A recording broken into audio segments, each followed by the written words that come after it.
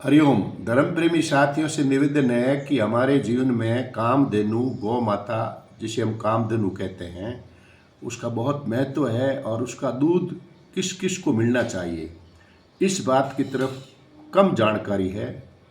यूँ तो आप विद्वान हो, मैं मानता हूँ, लेकिन फिर भी मैं निवेदन करना चाहता हूँ, गुरु महाराज के आदेश से, उनके दिए हुए प्रसाद की वजह से आपको मैं शामिल करना चाहता हूँ। गौ माता के 4 स्तन होते हैं।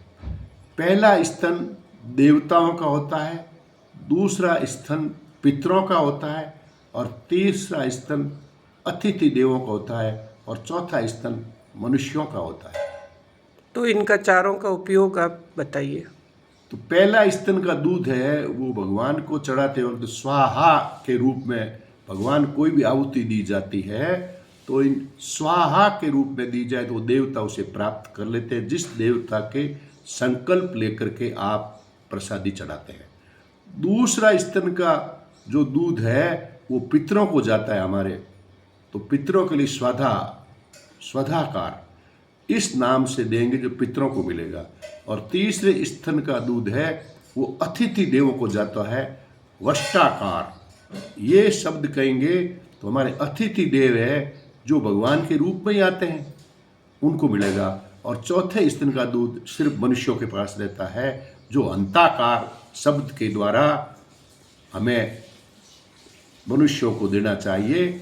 तब हम सोचेंगे कि हमने इस कामधेनु ने जो गौ अमृत दिया है वो अपने अपने अधिकार रखने वाले व्यक्तियों को, देवताओं को मिल गया है। ये आप इनका मंत्रों का एक एक उदाहरण बता दीजिए। कोई व्यक्ति यूज करे तो किस तरह पीछे में संपुट लगाए।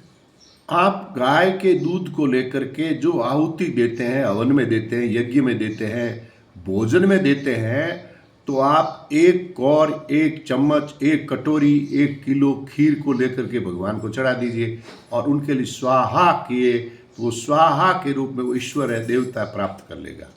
आपका पितर है, घर में हमारे पूर्वज है, उनके लिए स्वधाकार के लिए आप आहुति दीजिए। वही पात्र में लीजिए या किसी तरह भली भावनात्मक रूप से लीजिए, लेकिन स्वधाकार के रूप में।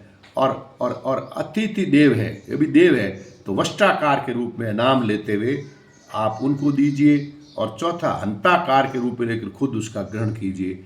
ये है इसका। अब शास्त्रों में से कई उदाहरण है और ऐसे उदाहरणों से जिसने गौ अमृत का पूरा पूरा हक के अनुसार जिन्होंने दिया है, उनके घर में लक्ष्मी, शांति, सुख, समृद्धि, वैभव, कीर्ति और प्रगति हमारे घर में रही है।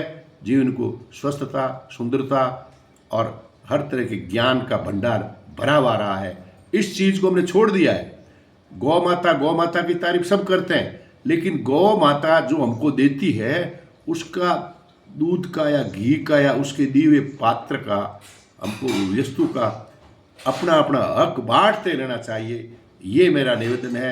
आपका पंडित घेवर सारस्वत शाश्वतानंद, जोधपुर, निवेदन कर रहा हूँ।